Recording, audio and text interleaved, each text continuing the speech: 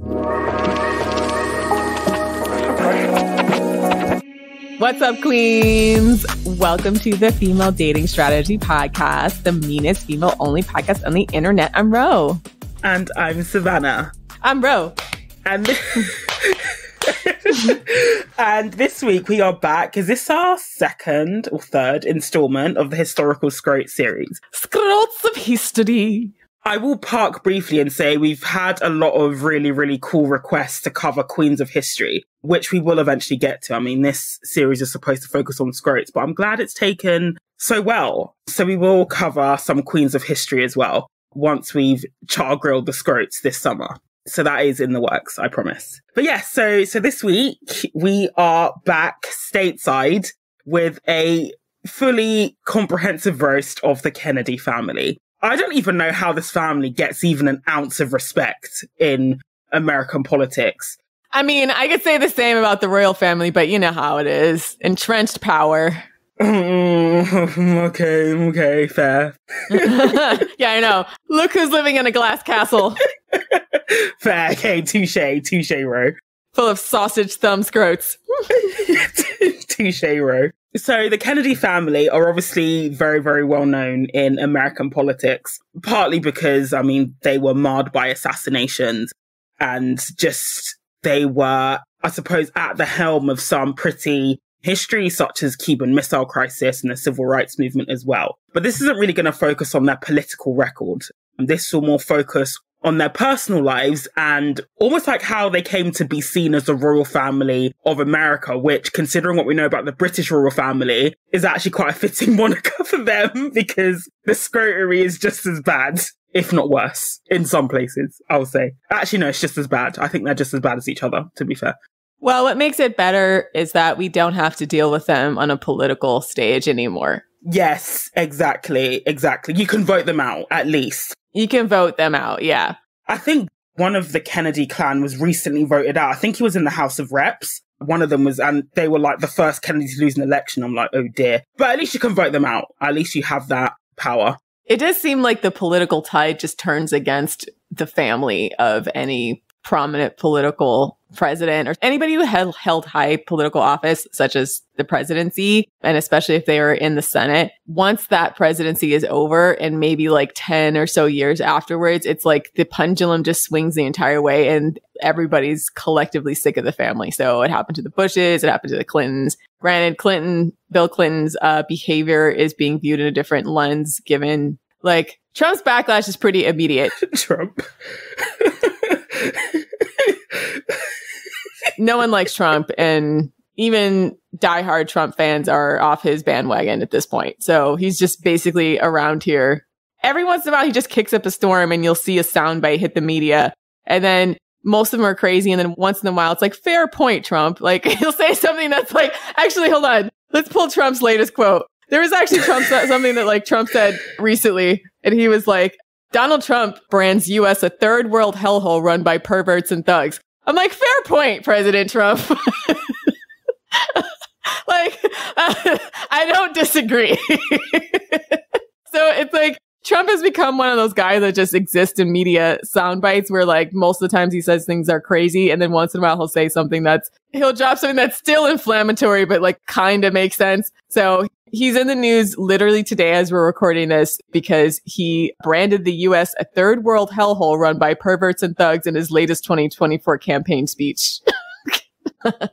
I mean, I say this as a Brit and because like Trump also came for the NHS as well and we just weren't having that. But like you said, he's not wrong, I guess. At least the part about it being a third world hellhole anyway. But it's our third world hellhole. I think someone on Twitter described the US as a third world country in a Gucci belt. And I feel like that's exactly what America is. But do you know what, though? Trump has a unique ability because he's just so, I guess, like crass and blunt to like unite people across the political spectrum in opposition of what he said. Because I remember when he made comments about the NHS and literally the left and the right wing in the UK, we literally, like, they were united in just roasting Trump. And like left wing commentators like Owen Jones, I was actually surprised to see them defending people like Jeremy Hunt, who was like the health secretary at the time and basically crashed the NHS it was beautiful to see. That was all because Trump made comments that Britain's basically a shithole. Yeah, he has a way of just galvanizing his opposition. Yes, exactly. Yeah. So, but I mean, in the case of the Kennedys as well, I wouldn't say that their appeal eroded straight away, because after JFK got popped in 1963, Bobby Kennedy went on to become, New York senator. He had a semi-successful run at presidency that ended with him getting popped. And then Ted Kennedy actually went on to have quite a long, illustrious career in the Senate as well. I think he was one of the longest serving senators for several decades. They are definitely getting some positive press due to the halo effect of the president dying in office, which was really, really traumatic for that generation. So there's sort of like a lingering halo effect. I think that's even eroding now, because RFK Jr. has announced his run for presidency, and the Kennedy family are actually going to campaign against him. So they were like, this guy's crazy because he's like anti-vax, anti-science, and his own family have come out against him. And if you look at the history of the Kennedy family, for them to say, like, don't elect, one of our own as president is absolutely massive, for reasons we'll get into at the moment. Yeah, so I'm looking at some of his sound bites. RFK Jr. says COVID may have been ethnically targeted to spare the Jews. And then Trump says RFK Jr. is a very smart person. So if Trump is calling RFK Jr. smart. Bearing in mind, RFK Jr. is running as a Democrat as well. So imagine a Democratic president being endorsed by Trump. Like, that would just never happen. Well, Trump was a Democrat, oddly enough. Yeah, but he's an open, at least now, he's an open Republican / independent / troll lord. I think Trump just wants to belong. He wants to be part of any party that'll have him because he likes power and influence and feeling like a big deal. Yeah, exactly. But he got pushed out of the Democratic Party, more or less, when Barack Obama embarrassed him at one of the state dinners. It's like the annual, what's it called? Dang it. Is that the White House Correspondents' Dinner? Yeah, the White House Correspondents' Dinner with Obama. This is when Trump was talking about like birth certificates and all this type of bullshit, saying that, Barack Obama needs to have his birth certificates. He wasn't born here. And then Barack Obama made a drag at Trump during the White House Correspondents' Dinner. And also he was going in on Hillary when Hillary was running the first time too. Even though he was really good friends with the Clintons prior to his run. That was like his villain moment when he became very determined to be president just because Barack Obama embarrassed him. Oh my gosh. Yeah. How petty. But anyway, starting with the Kennedy roast, I feel it's important to go back to, I guess, the patriarch of the family, which is Joseph P. Kennedy Sr. Now, a lot of the Kennedy scrotery can almost undoubtedly be traced back to Joe Kennedy. So it seems like he came from relatively, modest / middle class background, and he ended up becoming quite wealthy, partly due to the prohibition. And my dad always says, like, he believes the Kennedy family's cursed because they amassed their wealth during the prohibition when alcohol was prohibited, basically selling it illegally, allegedly. And that's where the Kennedy curse came from. But anyway, he always had massive political ambitions for himself. Now, if you look at the Kennedy family and you wonder why they were running for Senate and running for presidency, this all basically stemmed from, Joseph P. Kennedy's, his own failed political ambitions. Like, he wanted to be the first Catholic president for himself. So he got a cushy posting during the Second World War to the court of St. James. So basically, he was the US ambassador to Britain. And he basically ended up being recalled. So as a diplomat, if you are recalled, you're basically like sacked, basically, because he just made so many stupid comments publicly. So he made comments that were deemed anti-British. He was basically against the US giving military and economic aid to Britain. And he was also very, very anti-Semitic.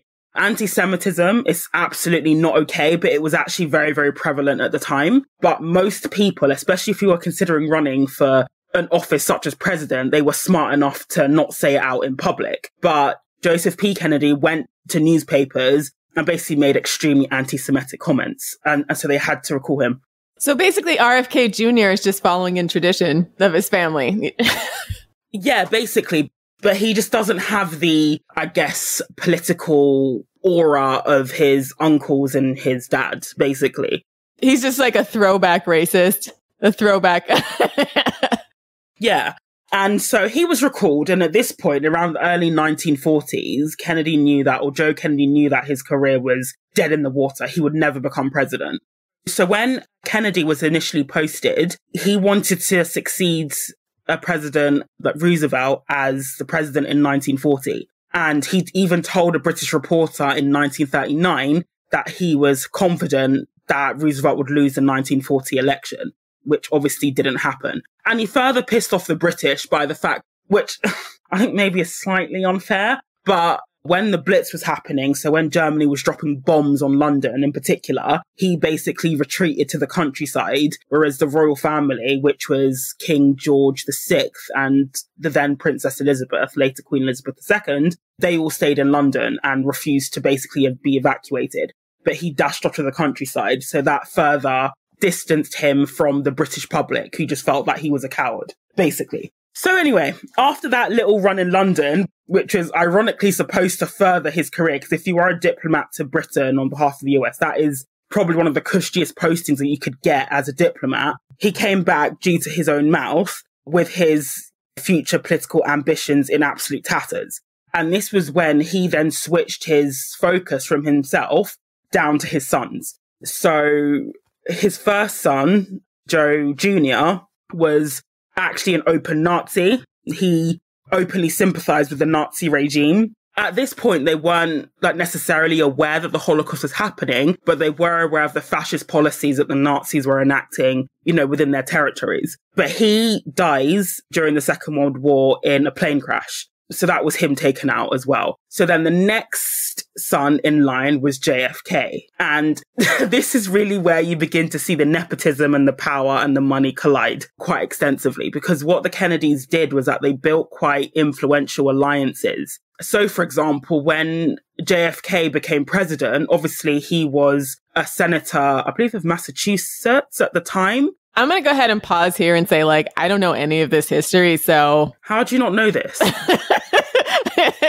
How do you not know this? Did they not teach you this shit? I've been in high school for quite some time, and I don't remember how... The thing is, they would never teach us any of this kind of politically charged background, right? It pretty much just skips over to the civil rights movement and the Kennedy assassination. All of the background and lead up is basically, filler material. So I don't know. So a lot of this stuff is good context that I didn't know. So anybody who was a diehard Kennedy follower, don't come yelling at me, because I'm not going to correct Savannah because I don't know shit. So because there's some diehard Kennedy lovers in America. So yeah, just prefacing that.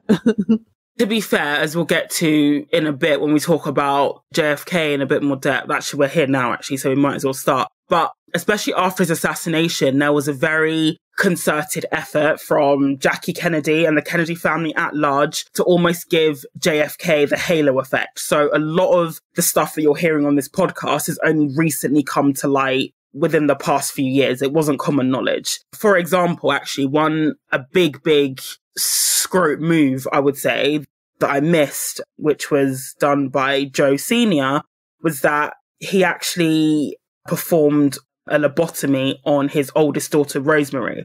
Oh, yeah. I did hear about that. And so Rosemary, it appears she had learning difficulties, but basically Joe Sr. did it not because he was concerned about her learning difficulties, but he was concerned that she would make the family look bad. So she was in boarding school, she would run away, and he was really, really afraid that she would get pregnant, and then that would be the end of that. Because on the outside, the Kennedys were deemed to be this amazing Catholic, godly family, but on the inside, all the men, including Joe Sr., were slags. But for some reason, it was only the woman who was supposedly or not supposedly sleeping around that was the issue. And so he arranged for her to have a lobotomy. Obviously, that didn't go well. And it happened when she was 23, and she basically spent the rest of her life in an institution until she died in about 2005. So it literally ruined her life. And Joe Sr. never went to visit her when she was in the institution. He died about 22 years after the lobotomy. And the Kennedy family basically erased her from history. So during JFK's campaign for president, people were asking, where's Rosemary? And they just basically lied and said that she's mentally retarded or something like that. It didn't come out that she'd been institutionalized because of what her dad did until several decades after that. And it was something very minor, right? Like, what scares me about stuff like this is she could have really had mental health struggles, like maybe she was bipolar or schizophrenic or had learning disabilities. Lobotomies were disproportionately targeted towards women, and it was targeted towards women for often just made up horseshit that was more or less like men found them annoying, or women reacting to abuse, or often sexual abuse or coercive control, and then saying, oh, this woman's hysterical, let's give her a lobotomy. And so lobotomies are often advertised as quick fixes to mellow out women who were deemed problematic, meddlesome. So who knows if she actually had serious mental health issues such that she needed to be institutionalized. And the lobotomy definitely wasn't necessary. But to me, it's even questionable that she even really needed hospitalization, because so many times, even in these very wealthy, influential families, women get targeted for abuse and they react to that abuse, and instead of getting them help, they just basically, lock them away somewhere. So she might have had serious mental health issues. It might have just been made worse by the abuse of her family and being institutionalized. And those institutions were known to abuse women. So that often women became worse in those care because there's a certain type of person who likes to have that kind of power over extremely mentally ill people, saying across the board, but it's just been kind of well known that a lot of the older mental institutions were dismantled specifically because there was just widespread abuse of patients. And it just seems like as well, the Kennedys, that they were the kind of family that would just throw money at a problem and just hope that it went away. They weren't really, Joe and Rose Kennedy, the parents, they didn't seem that invested in their children emotionally. It's almost like they saw their children as expendable and as a means to an end for their own ambitions. So in the case of, for example, Rosemary, it seemed like she was unconventional for her time, which is not necessarily a bad thing, but she had to be fit into this box of being the debutante, of being almost like the princess of America, when that just wasn't her. And that would have also caused angst, I guess, if you're trying to be molded into a box that you just don't fit as well. And then Joe Sr. also had a litany of affairs as well. It was he was quite a big shot in Hollywood, and it was well known that he had affairs with several prominent actresses and his secretary for decades. At one point, him and JFK were sleeping with the same woman at the same time, like Gloria Swanson. And at one point, his infidelity got so bad that even his actual wife, Rose, she tried to walk out on him at one point, but her family ordered her to go back, basically, because divorce, especially for a Catholic family like the Kennedys, was just social suicide. But that didn't stop them cheating. Another example of marriage just basically being a slavery arrangement for women, because men basically do whatever they want and you're going to be forced to stay with them. I hope she fucked around too. I hope she got her look back. Yeah. And it just goes to show, though, that even rich men, they benefit immensely from being married because their social image is just, it improves massively compared to if they were single or divorced or a bachelor. And men know this as well. So even in the 1950s, when Jackie, realized the height of JFK's infidelity, she was ready to walk as well. But Joe Sr. offered her $3 million to basically stay in the marriage because Joe knew that if Jackie divorced JFK, he would never become president. That would be the end of his presidential ambition as well. So yeah, lots of scrotery there. So on to JFK. So JFK was actually almost the second choice for president, because he was sort of, shoehorned into the role after his brother died. And his dad poured an immense amount of money into his campaign for senator of Massachusetts and his presidential campaign as well. To the point where, I sort of somewhat respect JFK for recognizing he's a Nepo baby, because during his campaign, he joked that, oh, my dad is only going to pay for the bare minimum number of votes that are needed for me to win. So even he knew that he's only really winning because of his money and his connections as well. And so he was actually up against Richard Nixon at the time. And Nixon's campaign was slightly sleazy in that they knew that JFK suffered from Addison's disease. I'm not too sure of the ins and outs of the disease, but basically it can JFK was a sick child and a sick adult as well, because of this disease. And they basically tried to leak it to the press, and the Kennedy family outright denied it and basically said it's not true. Now, I understand presidential candidates not wanting to air their physical business out for the world, but I do sort of believe that if you are going to take on the role of a president of any country, which is a very, very senior and serious role, you need to be fit and healthy to do the job. Now, this is something that happens a lot in Nigeria, where we have, not to sound ageist, but we have very, very old men as presidents, and they end up disappearing for half their term off sick, which is like, that shouldn't be allowed. Like the last, Nigerian president, President Buhari, it got to a point where people started speculating if he was dead because nobody ever saw him after a while. They're trying to weekend at Bernie's him. Yeah. Just like some guy puppeting his mouth open and closed and pretending he's alive.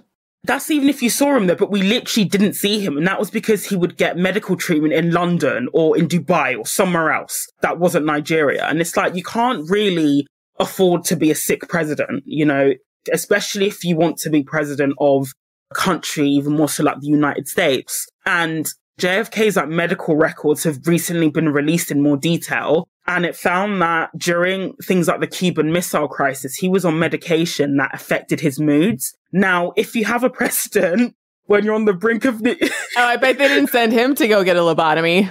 Funny how that works. Exactly. But the thing is, you have a president who's literally on the brink of a nuclear war with, with Russia, and his moods are being affected because of his medication, and the public don't know. Like, that's not okay. That's not only putting JFK at risk, that's literally putting the lives of millions of people at risk, because he needed a lot of interventions from his cabinet to basically stop him from pressing the nuclear button because his moods were so fucked up. I'm going to press it! Like from the medication he was taking. If I was sitting in a room with a nuclear button, the intrusive thoughts would take over. I'm sorry. I think I would lose to the intrusive thoughts. Like, press it, press it, press it. Like, I'm just going to press it a little. I'm just going to hover my hand over it. I'm just going to touch it to see if it works. Yeah. But can you imagine that coupled with you are on medication that is known to destabilize your mood? Yeah, I just imagine some alcoholic blowhard just pounding his fist on the press button. Like, that's it, I'm pressing the button. Because you can't be mentally unstable and have nuclear codes. And he was taking a cocktail of off the shelf, off prescription drugs. He was drugged up for a lot of his presidency as well to help him manage the pain as well. The pain of what? I mean, the pain of his disease, I guess, because he was quite sick. Oh, okay. And I think if you go to the Kennedy Museum, you can see they built him this rocking chair because his back was fucked as well. He had quite a major surgery on his back in the early 1950s to basically help him. And I mean, at his assassination, people theorize that the reason why after the first shot he wasn't able to duck down was because he was wearing a brace to keep his spine upright as well. Yeah, there's also that as well. And then, of course, we have the affairs. So it was an open secret again that JFK literally slept with anyone that moved. He even said himself, proper incel, he gets angry if he goes without sex for more than a couple of days. And it's really weird to me how, I'm not saying I condone what happened with Bill Clinton and Monica Lewinsky. That was an absolute abuse of power. But JFK was the Bill Clinton before Bill Clinton was Bill Clinton. 100%. He slept with his interns, his secretaries, Jackie's secretaries,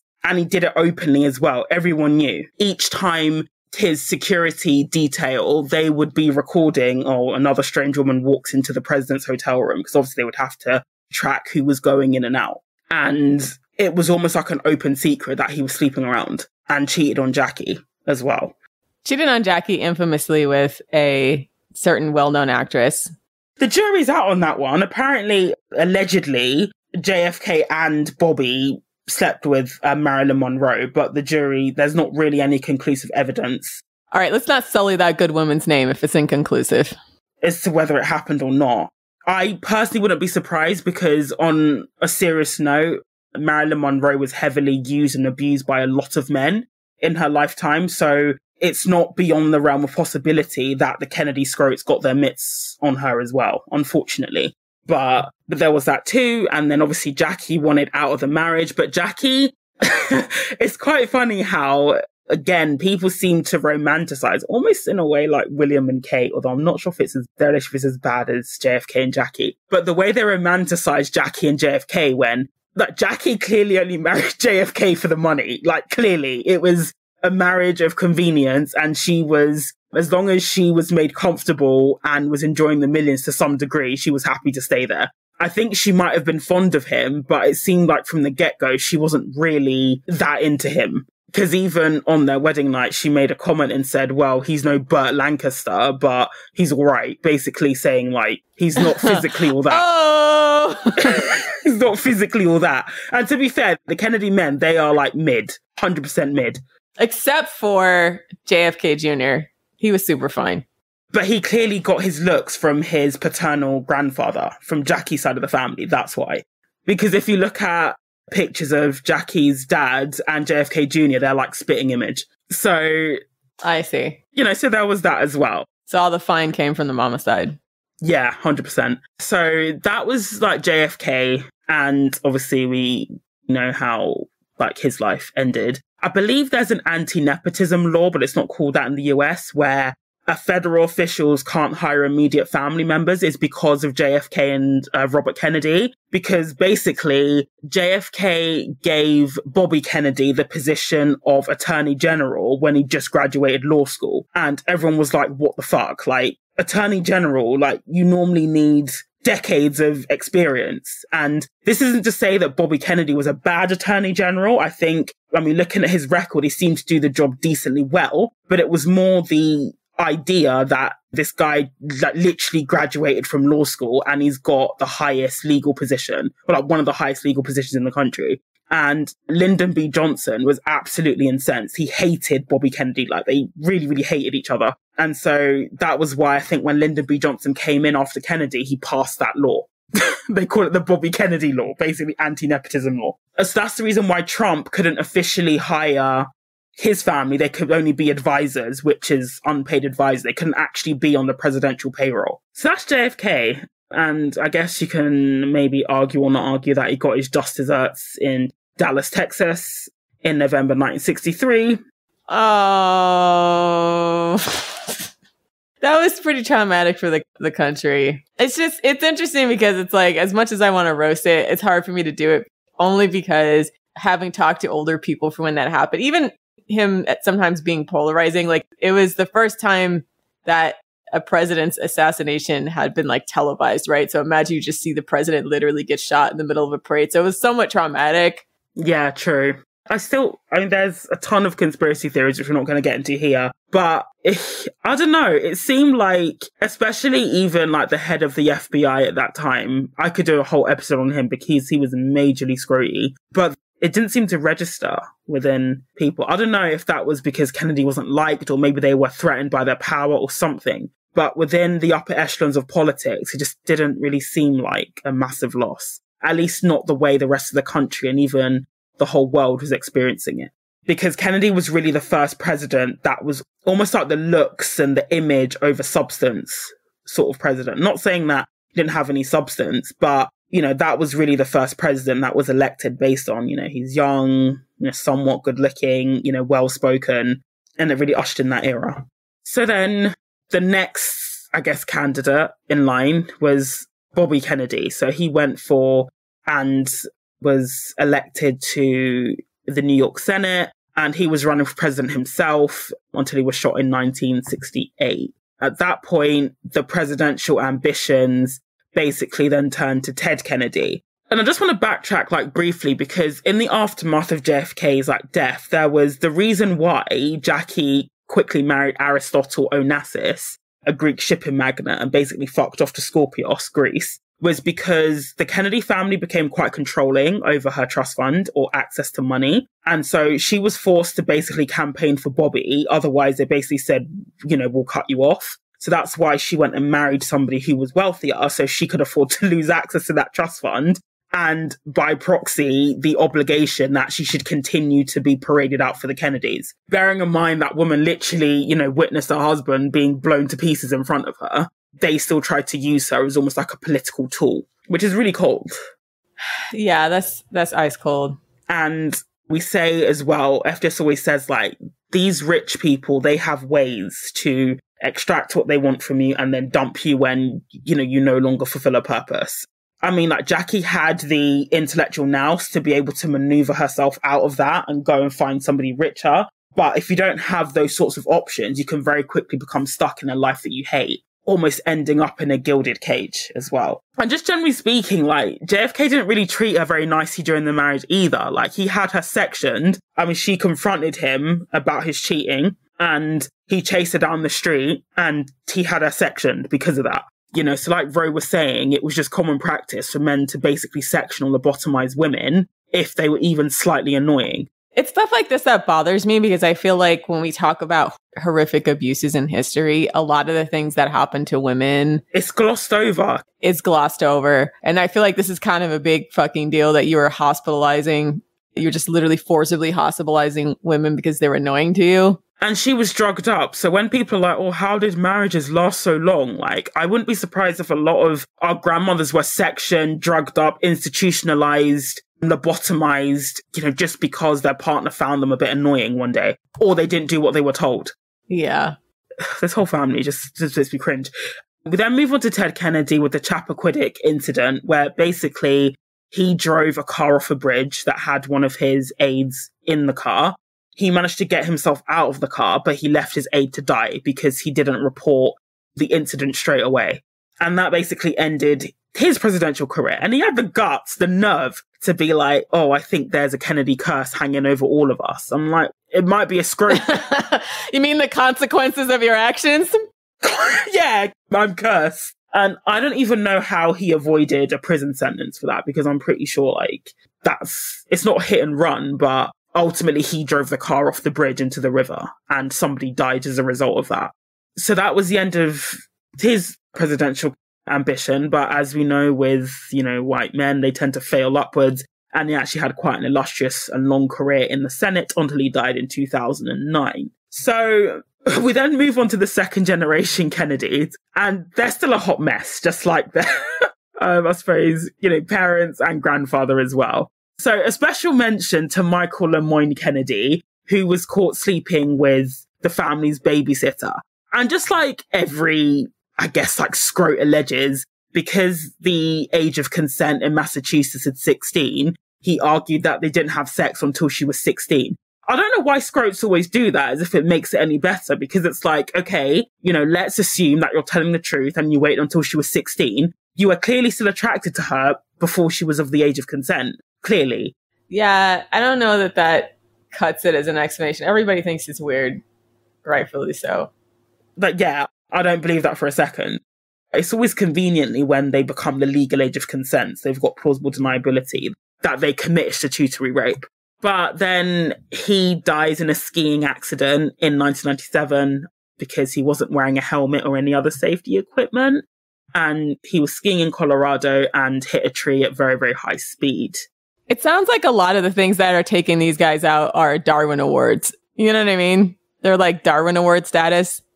Yeah. I mean, I've never been skiing before, so I don't know if helmets are worn or optional, or I don't know. I've not been skiing before, but it sounds like it wasn't a very smart thing to do.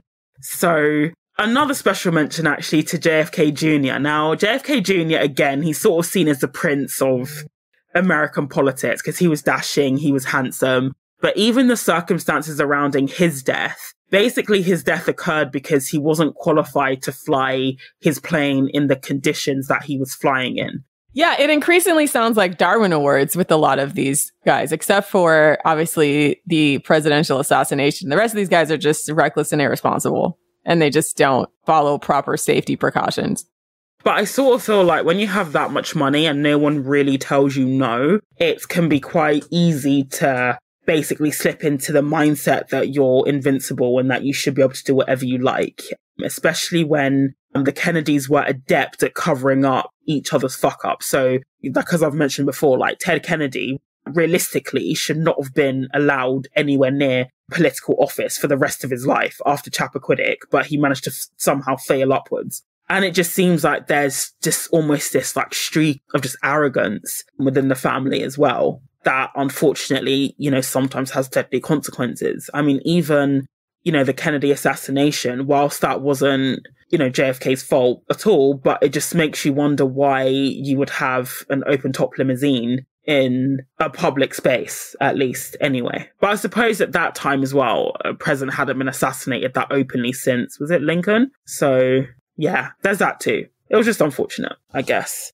So yeah, that's a whistle-stop tour of the Kennedy family. I do think they have lost their pull in America. So I know that JFK's daughter, Caroline Kennedy, she's now an ambassador and like a diplomat. I can't remember for which country. And she's doing quite well. But she tried to run, I think it was for New York Senate. And she was absolutely trolled because she said the phrase like 100 times in a 5-minute interview. And like nobody took her seriously. And then, this recent run from, Robert Kennedy Jr. running for president, I almost feel like he's just a troll candidate. I don't believe that he's actually seriously running purely because, I don't know, maybe he's just doing it for clout, but I don't believe for a second that he genuinely wants to be president. He's probably being paid to split the Democratic vote since he's running as a Democrat, just act as a chaos agent. Yeah, because he must be aware that there's no way he'll get the Democratic nomination anyway. So yeah, that is the down low on America's royal family. In contrast to the British royal family, because they're the closest comparison, I would say it's almost like the social maneuvering added a lot to the Kennedys' basically scrote, ways. Because the British royal family, they're at the top of the food chain. They know that they're going to stay there. So in terms of social maneuvering, it still happens a lot, but it wasn't to this extent, I think. And just the way that I suppose the nepotism, the impact that's had on American politics is almost never going to be known because I suppose if, JFK's dad hadn't basically bought him the election, how different could American history have been? But then you could also say the same about the British royal family, whereas if, Edward VII wasn't, trying to frolic with a divorcee, how different, our history could have been. So there's definitely parallels. I do think they definitely earned the moniker of America's royal family, even though you guys kicked out the British in the 1700s, but you have a new royal family now in the form of the Kennedys. Yeah, there just seems to be prominent American families that get power and then they just keep adding all their cronies to the government and robbing the entire country until I guess the public catches on and then no one ever wants to speak their name again. I feel like the only person you haven't seen that from so far is Barack Obama and Michelle. They seem to have largely just decided, we're going to do like podcasts and book tours and random shows on Netflix. They seem to just mostly be wanting to make media rather than other families who won't let power go. And I feel like that's actually bipartisan. So the Clintons were constantly trying to, obviously like Hillary Clinton trying to be president, all the Clinton cronies, all the Bush cronies. Trump is trying to claw his way back to the White House. It's like there's a lot of them are just, they don't want to let it go, man. They need their fix. They want to be in the spotlight. They want to be that dude again. And the only reason we kind of push Bill Clinton out of the spotlight is because he doesn't want to have to answer questions for his decades-long sexual assault and harassment of women dating back to college, quite frankly. So really? Because I knew he'd been a scrote since his days as governor of Arkansas, but I didn't know it went back that far to college. Damn. Allegedly. Well, I suppose you don't just become a sex pest when you're in power. It does start from somewhere. Ugh, oh my gosh. Poor Hillary. That's our show. Check us out for weekly bonus content on the Patreon, patreon.com/the female dating strategy. And on our website, thefemaledatingstrategy.com. Twitter for as long as Twitter lasts. But to be fair, I don't think Twitter's going anywhere because the Threads app was a complete failure. Even Mark Zuckerberg hasn't tweeted in a week on it. It was a total failure. Twitter's still going. Or Threads wasn't a threat to Twitter. Let's just say that. I haven't logged on to it. It's not good. Well, Elon Musk is reporting that he lost 50% of his revenue streams from last year already since Threads opened. So I don't know. The man's going to have to self-fund it, I suppose. Which, there's nothing about me that feels bad. I wish nothing but continuous failure on the man. So anyways, that's the show. Thanks for listening, queens. And for all you scrotes out there, ask not what women can do for you, but what you can do for your women. Die mad.